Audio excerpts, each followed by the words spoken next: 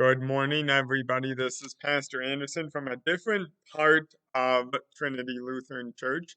It is Sunday, January 17th, and we are here with our 15th story out of our 120 Bible stories book. So let's find out what is going on with the family of Jacob today.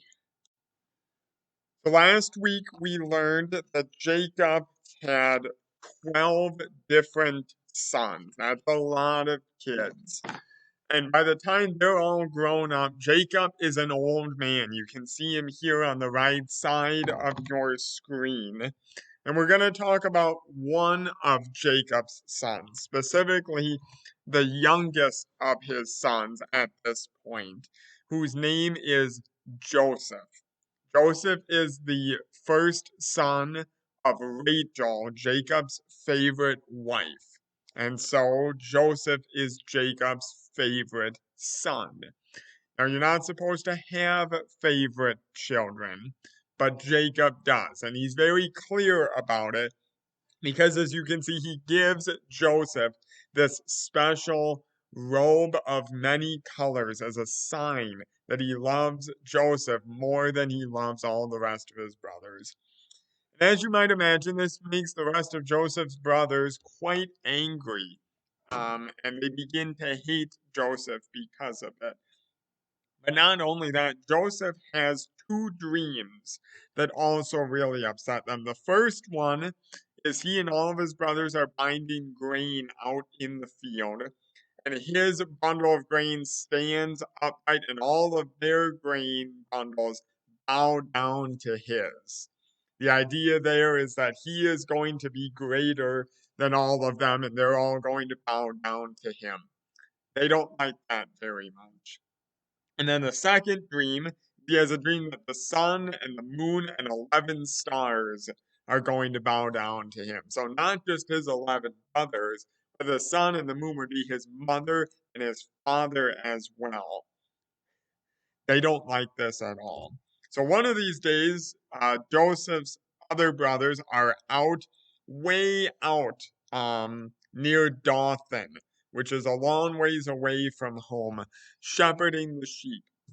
And Joseph goes out there, but before he gets there, they see him and they make a plan to kill him because they don't like him so much. They're just going to get rid of him and throw him in a pit.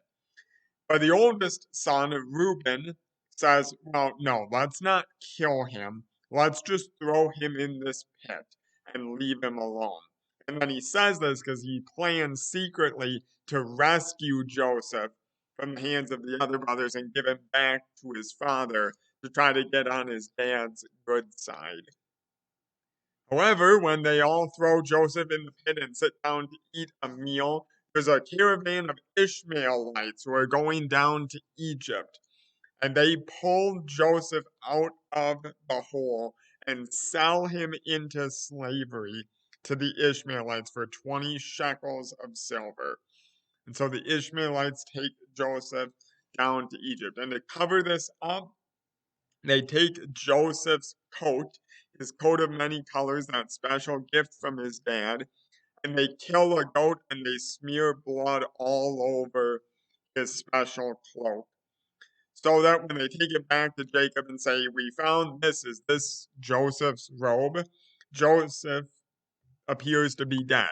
Jacob thinks that Joseph was torn to pieces by a wild animal, and the brothers have gotten away with their trickery. Or so it seems. We'll continue to follow Joseph in Egypt and see if they actually get away with this or not. But for right now, that's the story of Joseph's dreams and how they got him sold into Egypt. So now I want you all to think in your classes about a couple of questions related to this story. First one, this story revolves a lot around dreams that Joseph has. Do you remember what his two dreams were and how everybody else reacted to them? Talk about those two dreams and see if you can remember what they were. And then the second question is The sons of Israel, all of the rest of Joseph's brothers, trick Jacob into thinking that Joseph is dead. Think back to other stories that we've done. How has Jacob tricked other people? There's a lot of trickery that goes on in this family, and I want you to make the connection that just like Jacob did to other people, he is now, his sons are doing to him. So think about the other times and the other stories that Jacob has tricked people. And then when you are done answering those questions and thinking about those things, you can move on with the rest of your lesson. You all have a blessed rest of your Sunday, and I will see you back on here next week for another story from our 120 Bible Stories book. Have a great week, everybody. Bye-bye.